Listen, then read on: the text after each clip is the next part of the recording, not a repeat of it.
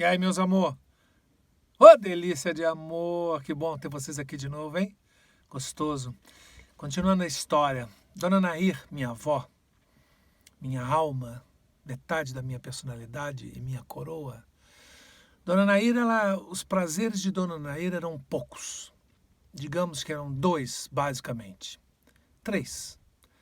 Comer, dormir e ir uma vez ao ano no santuário de Nossa Senhora Aparecida. Ela fazia aquilo há anos. E como ela fazia? Ela juntava o dinheirinho dela e uma vez por ano tinha um senhor lá na Rua Santana, que ele recolhia os dinheiros da passagem e tal, alugava um ônibus e fazia aquela excursão para Aparecida. Era talvez o dia do ano mais excitante para a Dona Nair e para mim também menino, porque ela chegou a me levar umas 2 ou 3 vezes. A viagem por si só já era mágica. Entrávamos naquele... Bom, o fato de sair de Juiz de Fora, o fato de sair da Rua Santana dentro de um ônibus, só isso já era um acontecimento secular na minha vida. Íamos dentro do ônibus, eu pequeno ia no colo dela. Ela levava o que ela chamava de matula, que consistia em alguns sanduíches de carne de porco, com cebolas cortadas grossamente e uma calda meio adocicada que ela fazia com a própria cebola. Vocês não sabem o sabor disso. Sabor de uma vida inteira, que nunca mais vou provar, nunca mais vou sentir. Mas está em mim, no tamanho e no volume e na lembrança do meu afeto por essa mulher. Eu ia no colo dela bem pequeno e olha que eram 7 horas de viagem. 7 horas. Talvez naquela época levasse até mais tempo. As estradas não eram boas. Dormia-se aqui, ela me acordava, eu meio sonolento no meio da noite, no meio da madrugada, para me dar, embrulhado num papel pardo, amarrado com barbante, o sanduíche. E eu comia aquele sanduíche de presunto e cebola caramelizada, meio dormindo, meio acordado, meio em sonho. Era tudo muito confuso, mas o sabor. O sono era maior do que a fome, mas o sabor de se comer aquele sanduíche enquanto se cochilava, inesquecível. E ela, toma, come. Descia, às vezes, a gente comprava um refrigerante e bebia com aquilo. Depois sentava novamente no colo dela e lá íamos nós, noite adentro, madrugada adentro, frio e gelo adentro, para um destino esperado, ver Nossa Senhora Aparecida no santuário. Quando amanhecia, chegávamos lá. A quantidade de ônibus espalhadas, não era como é agora que tem estacionamento. A quantidade de ônibus era imensa. As crianças se perdiam muito facilmente. Não só as crianças, mas como os adultos de seus ônibus. Porque não sabia direito, tinha que marcar através daquilo, e de cores, e de pilastra, e de seja lá o que for, para saber no meio de 8.000 ônibus aonde estava o seu ônibus. Era uma doideira. Vovó prendia a mão em mim, ela com a sua saia preta, era só o que eu via na altura dos meus olhos, seu bundão ajustado dentro de uma saia preta, e lá ia ela, com os roteiros. Esses roteiros consistiam em visitar a Igreja Velha, atravessando... Não tinha passarela na época. Íamos na Igreja Velha e tinha uma coisa que eu adorava, que era ir no Calvário. Atravessávamos a estrada e tinha o Jesus morto, com aquelas estações do Calvário, que eram 13, não me lembro mais. E era meio em zigue-zague, era um morro altíssimo, que ela subia, descansava. Ela devia ter ali os seus 60 e poucos anos, o que na época já era uma anciã. Hoje um cara de 60 anos é jovem, é os 50 de ontem, né? De antigamente. E ela ia subindo aquilo. E eu ia saltitando, muito garoto, ia pulando, eu subia. Eu fazia aquilo lá umas 40 vezes, porque eu ia no meio do caminho e voltava de novo. Aí até mais um pouco, subia 2 estações e voltava 4. Pulando, e indo. Tudo novidade. E de olho nela. E às vezes ela pedia para eu empurrá-la morro acima. Eu botava a minha cabeça nas nádegas dela, na bunda de Dona Nair, e ia empurrando. E ela jogava um corpo para trás e ia descansando, e eu, garoto, ia empurrando ela. Bom, enfim. Quando chegávamos lá em cima, tinha um Jesus morto, que era um Jesus coberto com pano roxo, uma estátua, naturalmente. Achava meio mórbido, né? E muito respeitoso também, vendo aquilo ali. Aí, ela rezava, eu também rezava, ela dizia, ajoelha, menino, reze. E eu rezava ali diante do Senhor morto. Depois voltávamos e íamos para a igreja. Centenas de pessoas andando. A imagem naquela época ficava atrás do altar. Então você ia andando, numa fila enquanto as missas aconteciam. E eu ali, tudo era uma novidade, aquelas pessoas, aquela confusão. Até chegar perto da santa, muito próximo.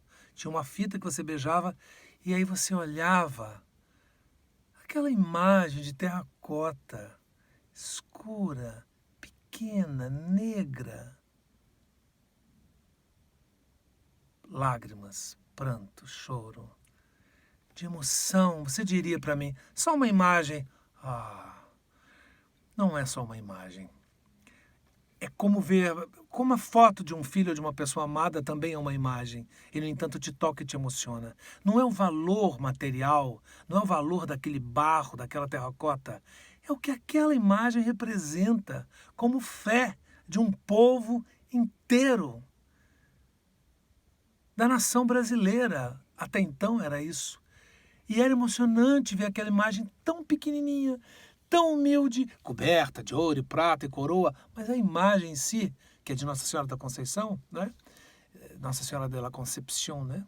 E Nossa Senhora Aparecida, porque apareceu, a fé daquelas pessoas era tocante, emocionante. E ainda que assim não fosse, a fé de Dona Naira, a fé da mulher que eu tanto amei pelo amor daquela santa, fazia da minha santa e daquela santa a mesma pessoa. Minha avó e a ligação dela com Nossa Senhora Aparecida era a mesma santidade. E a admiração que eu tinha por uma e por outra, o amor, e tudo se misturava. E se mistura até hoje na minha cabeça. Não consigo pensar na Nossa Senhora Aparecida sem não pensar em minha avó. Não consigo passar pela estrada, hoje, um homem feito, e ver o santuário de Aparecida sem pensar na Dona Nair, sem pensar nessa aventura toda. A imagem linda, linda, linda, linda. Bom, saíamos de lá e íamos para o almoço. O almoço consistia num prato de macarronada com um pedaço de frango. Um prato que Dona Nair dividia com muita justiça, metade para mim, metade para ela. Era o que o dinheiro dava para comprar.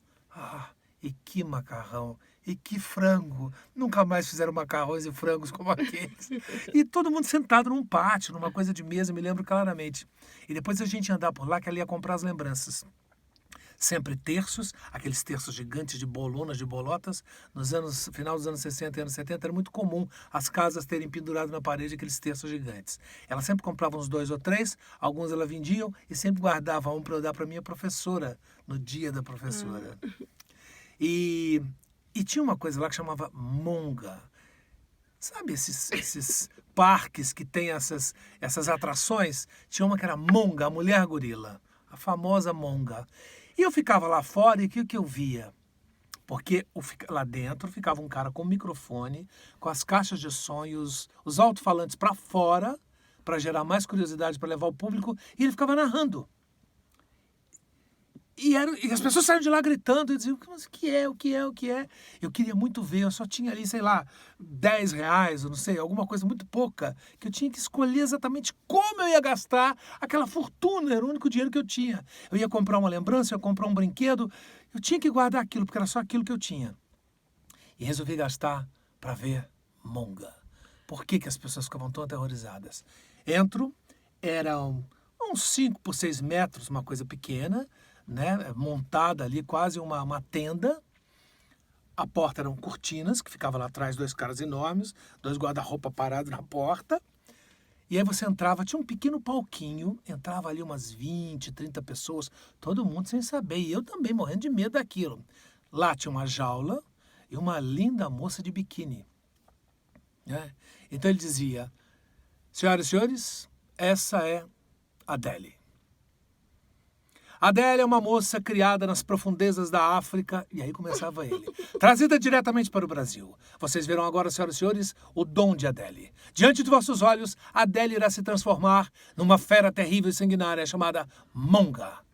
Monga, a mulher gorila. Eu pensava, mas se é Monga, mulher gorila, então não é Adele, né?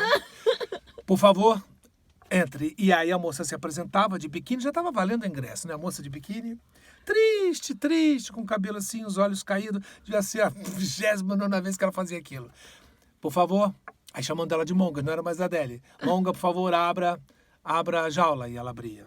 Como podem ver, senhoras e senhores, é uma jaula de verdade. Ela batia a jaula, você via que era. Volte para o seu lugar, Monga. Agora concentre-se. Concentre-se, preste atenção, senhoras e senhores. Aos poucos ele irá se transformando. Ela vai atrair o espírito das profundezas da alma, da noite escura e profunda e eterna da alma. Um mistério, um segredo. Repare, senhoras e senhores, repare nos seus braços. E ela segurando de olhos fechados, e eu comecei a olhar para os braços da Adele Monga, e uns pelos pretos começaram a crescer rapidamente e violentamente, e o cabelo dela ia ficando preto, e a cara enchendo de pelos, e meu Deus do céu, Jesus, Maria, José, Nossa Senhora, preciso que me ajude. Calma, Monga, vamos lá, atenção, está se transformando, preste atenção, senhoras e senhores, a gente é chegando mais para perto da porta, para perto da cortina. E respira. Atenção, Monga, calma, diretamente da profundeza da África. Reparem, senhoras e senhores, os seus pelos, os seus dentes, as garras que começam a formar. E ela parada, de olhos fechados, ia se transformando num gorila. Na boca começavam a surgir por cima dos lábios dentes brancos e pontiagudos, a boca virando um arco para baixo, os pelos crescendo na cara dela, as mãos viravam garras e ela de olhos fechados. Ali, meu querido, já estava todo borrado, naquela altura, já não sabia mais quem era eu. Atenção, calma, Monga. Agora, senhoras e senhores, prestem atenção, fiquem tranquilos. Monga, desperte. O gorila abriu o olho. Pum. Calma, Monga, não tenho medo, senhoras e senhores, não tenho medo. É tudo com muitas correntes, ela está muito bem trancada. Essa jaula foi testada várias vezes, nós trouxemos dos Estados Unidos. Era uma jaula super poderosa. E aí a Monga fazia, com o pé no chão oco, fazia...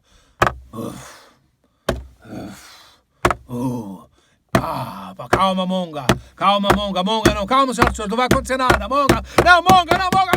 Pá! O gorila mete o pé na porta e a jaula... Pá! Nego, a hora que aquilo acontecia era a gente voando por tudo quanto é 15 banda. Era sujeito por cima, sujeito por baixo, as pessoas se atropelando, se pisoteando, empurrando. E quando você chegava cegamente, quando conseguia chegar na cortina, o cara que ficava lá fora ficava segurando as pessoas para ninguém sair. Uma doideira, você começava a dar murro e pontapé, e o gorila em cima da multidão, num lugar menor, parecia um banheiro de botequim, de pequeno. Imagine você com um gorila vindo das profundezas da África, avançando sobre as pessoas. Cara, era enlouquecedor. Calma, Monga, e o cara tornava tudo muito pior, né? Calma, Monga, não, Monga, não, Monga, não. Quando eu vi, eu estava lá fora. Já estava lá aos pés da santa, já tinha corrido 3 quarteirões, assustadíssimo, com medo que a Monga estivesse ali, que ela ia devorar toda a população dos romeiros em Aparecida. Era muito divertido. Jamais me esqueci de Monga, a mulher gorila. Quem saía, não podia voltar mais para lá. Eles fechavam a cortina, você tinha que ficar lá fora. E aí você ouvia a narração dele, e fora que ficava um monte de gente lá fora só para ver os desesperados saírem correndo de lá, né? Era muito divertido para quem estava vendo, né? Depois que estava lá, ela voltava novamente, a Monga voltava para dentro da jaula, fechava e respirava. E agora, novamente, ela está voltando para nós, retornando a linda, bela mulher. Eu nunca tinha visto nada parecido. Nada parecido. Eu fiquei impressionado. Numa barraca seguinte, vovó ficava lá no restaurante, no pátio, comendo, e eu era ali perto mesmo. Numa barraca seguinte, tinha uma caixa com arames assim, um círculo de arame, e uma cabeça de uma menina. O arame todo enrolado em algodão, era uma coisa meio mórbida, algodão um pouco ensanguentado, e uma cabeça no ar, embaixo não tinha nada. Só tinha uma cabeça viva, de uma menina que ficava olhando para você. E aí os moleques ficavam lá debochando, mexendo com ela. Dá um sorrisinho, né? E ela séria, triste. Só a cabeça. Você pagava o dinheiro, ficava lá, quando você passava, você via isso. Você pagava uma grana, comprava o ingresso para ver o corpo, sem a cabeça. Na sala ao lado, na tenda ao lado, eles fechavam a cortina, contavam a história da menina. Show de horror. Horror! Mas para mim, menino, no lado, o que tinha? Tinha o corpo da menina deitado, se mexendo, a mão, ela camisola branca, um encosto todo de algodão e o toco do pescoço meio ensanguentado. Não tinha cabeça. A cabeça estava do lado de lá. Cara, eles inventavam coisas maravilhosas. Nunca me esquecia. Depois achava-se o ônibus, aí seria o descanso. Bom, ela já tinha feito todas as compras, comprado todas as lembranças, tirava foto e tinha uns monóculos, chamavam de binóculo, ela dizia binóculo, com foto colorida que você olhava contra a luz e lá estava Francisquinho e Dona Nair, com a igreja atrás. Era maravilhoso. Depois sentávamos ali fora e aí chupávamos laranja, chupavam algumas coisas que ela tivesse levado de casa, na matula, né? E voltávamos para Juiz de Fora depois de uma viagem tão incrível quanto a ida. E isso consistia em todo esse sonho, né? E uma vez por ano essa viagem incrível acontecia. E ela ia dizendo que a menina, você viu a menina lá, só a cabeça? Sabe por que ela perdeu a cabeça? Porque ela era malcriada. Ela respondia para a mãe dela. Então Deus castigou e ela teve a cabeça separada do corpo. E teria que viver o resto da vida com a cabeça separada do corpo. Vocês sabem como criança é impressionável, né? E eu fiquei ficava sem responder minha avó durante algumas semanas.